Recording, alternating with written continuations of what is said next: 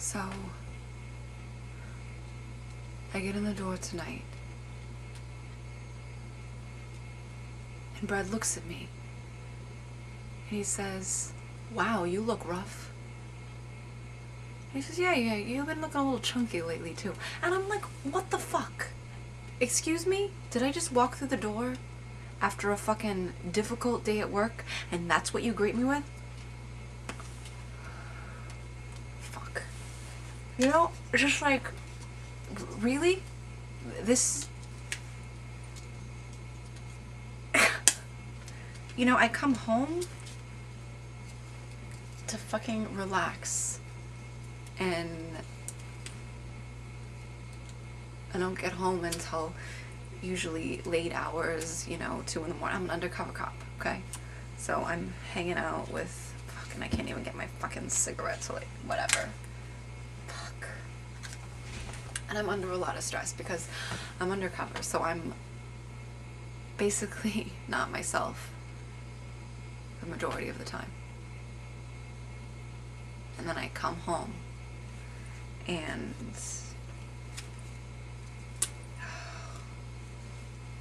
I don't know where the other matches are.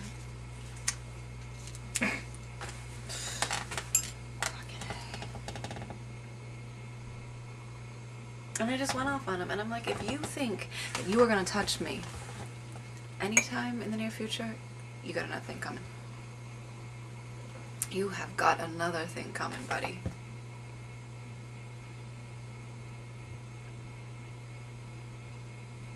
I mean, when I was a rookie, he thought it was really cool. He thought it was really cool that he was married, or gonna be married to a cop.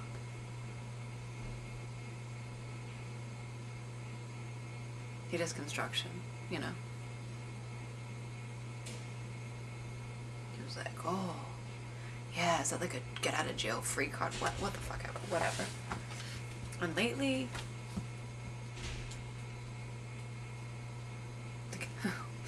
with this king-size bed, there might as well be a fucking river going down the center of it, alright?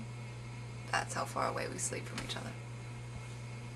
I spend more time with my vibrator than I do with him. Thank God for that. And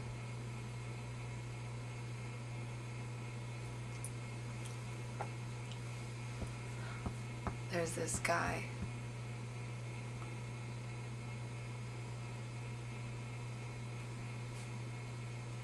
Carlos, somebody I met undercover.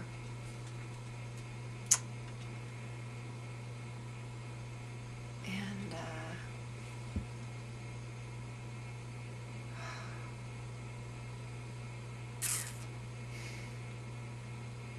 he is hot as shit. And he does it for me. He totally does it for me.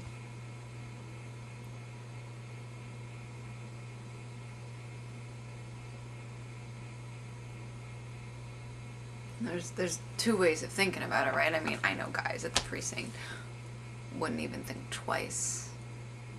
Wouldn't even think twice before. It's like, yeah, you know, whatever. Collateral damage, baby. Collateral damage.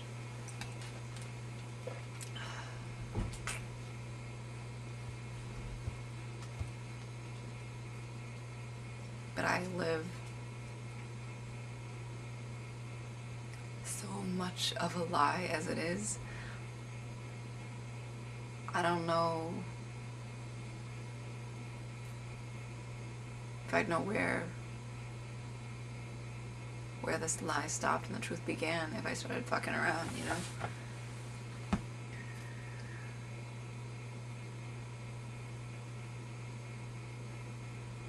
And Brad, I mean,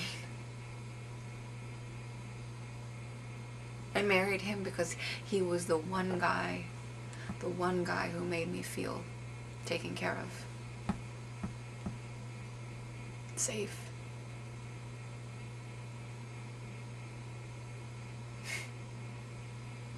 And now he's the one man I feel least safe with.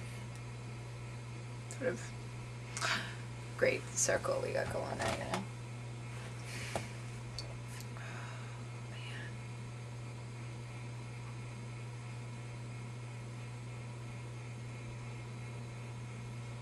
And I think back to when I was having a hard day going through the academy and everything, and I think back to how he was like my cheerleader, you know?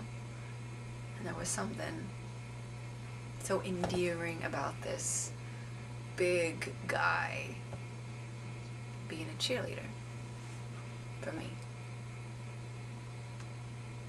And I knew that he could protect me regardless. And now I find myself in these situations where I don't even know if I can protect me, and he sure as fuck can't, you know?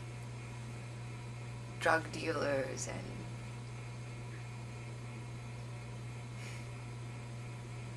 I'm dealing with people fucking walking around with AK-47s going, yeah, he sure as fuck ain't gonna protect me. That's for fucking sure. And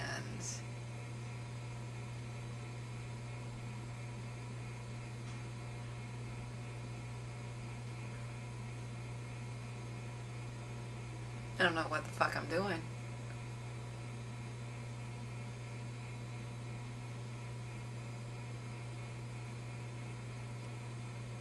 And Carlos is one of my main contacts, and so, you know, I interface with him a lot, and he's got eyes like Colin Farrell. Just those fucking sexy. They look like he could just toss you down and do you right. And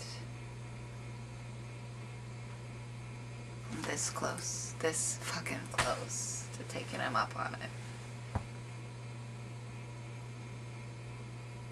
You're like, Carlos, you, me, hotel, now. Yes, please.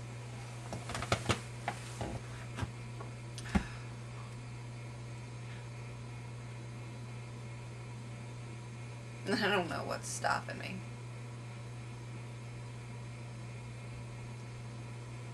The river in my bed gets wider, and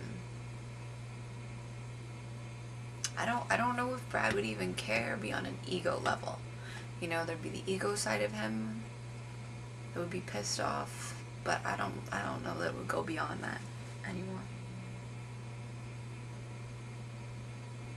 And I just fucking need someplace to be real.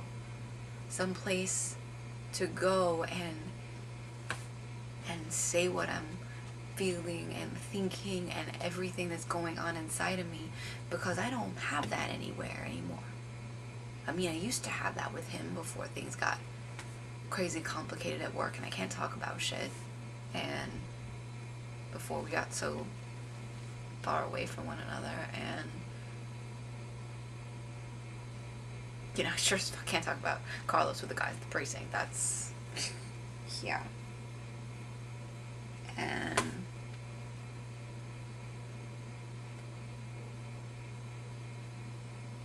you find yourself drinking a little more to take the edge off.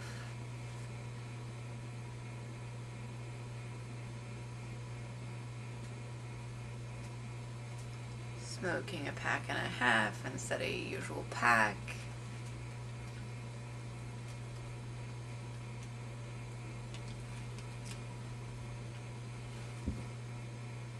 I don't fucking know.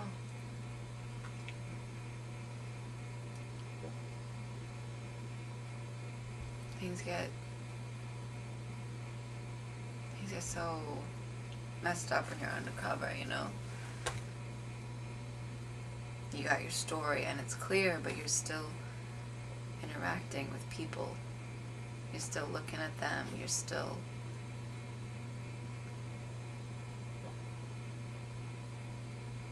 find yourself relating.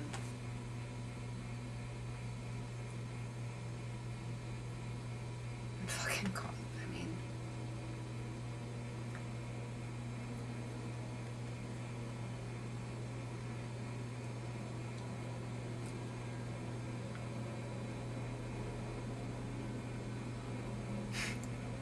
Just fuck it, you know? Fuck it. Just go out and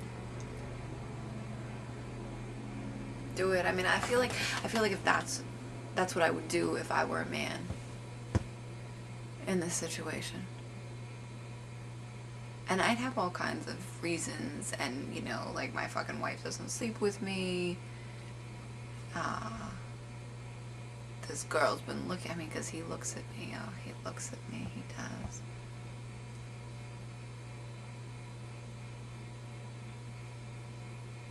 But then, am I a good guy or a bad guy, right? Because when I started out, I thought that there were simple things, that things were black and white, good guys, bad guys. And I don't know anymore. I think maybe I'm the bad guy.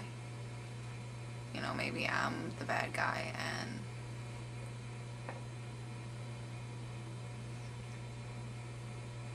if that's the case, what's stopping me? I mean, if I'm gonna play that role, I should play it for all I got. Certainly believe me more if I slept with Carlos, right? There's, yeah. Babe, I slept with him because it made sense for the role I was playing. See, I was embedded, and it would make it more believable. Make it more believable. And tell you what, sure feels a hell of a lot realer than my marriage right about now. Yeah. Cheers to that.